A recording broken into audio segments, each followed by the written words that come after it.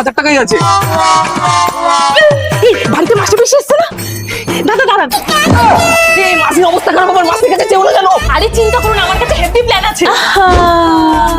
পিসি, মাসি, আমার না 5000 টাকা আর্জেন্ট দরকার, কেউ দিতে পারবে? 5000? কেন হবে না? বুঝতে পারছিস না টাকা কেন লাগবে? সেলুনে যাবে রে তোর বৌমা।